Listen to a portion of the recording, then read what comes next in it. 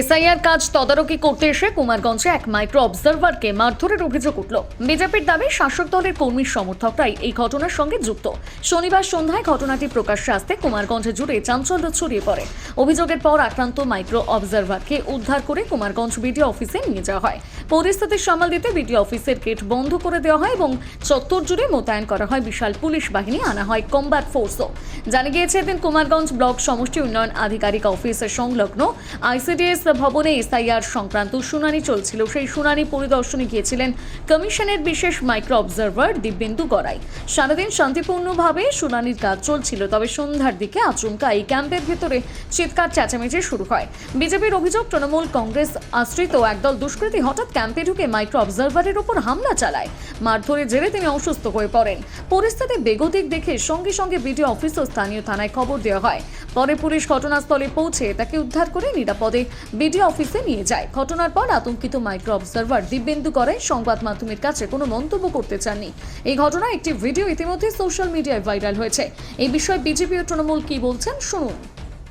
আজকে আমাদের Kumarganj BDO office সংলগ্ন আইসিডিএস অফিসে বিওর অঞ্চলের এসআইআর ক্যাম্প চলছিল। গোটা দিন খুব ভালোই চললো। আমরাও আমাদের এসআইআর সহায়তা ক্যাম্প আমাদের এই অফিসেই বসেছিলাম। সন্ধ্যাবেলা হঠাৎ চিৎকার চেঁচামেচি শুনে এগিয়ে যাই, গিয়ে দেখি ওখানে তৃণমূলের যত হারমাত বাহিনী তারা এখানকার যে মাইক্রো অবজারভার তাকে ধরে বেধড়ক মারছে। তার মুখে মাথায় কিল ঘুষি মারে এবং তিনি অসুস্থ হয়ে পড়েন।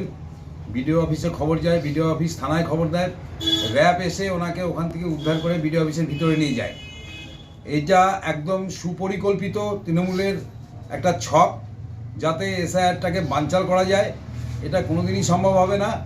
আমরা যেটা শুনতে পেলাম, যারা এই গণ্ডগোলটা করেছে তারা তৃণমূলের আশ্রিত গুন্ডা এবং অহেতুক অফিসারকে বলছে আপনি কেন নো লিখলেন, আপনাকে এখানে ইয়েস লিখতে হবে।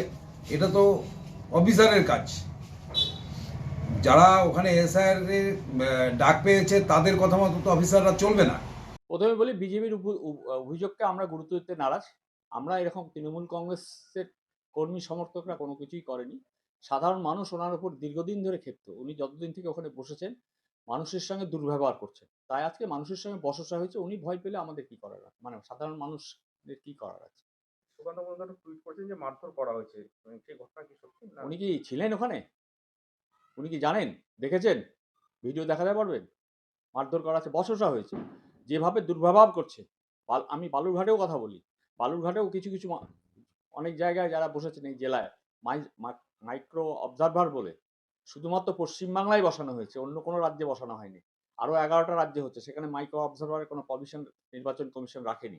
হঠাৎ করে পশ্চিমবঙ্গে বা কেন? আর তারা মানে বাংলা ভাষা কিছু বোঝে না। তাদের গ্রামের সাধারণ মানুষ, অশিক্ষিত মানুষ, নামের উচ্চারণ, নিজেদের নামের উচ্চারণ হলে তিনি ক্ষিপ্ত হয়ে যাচ্ছেন। সব জায়গায়, শুধু কুমারগঞ্জ নয়, সব জায়গায় ক্ষিপ্ত হচ্ছে।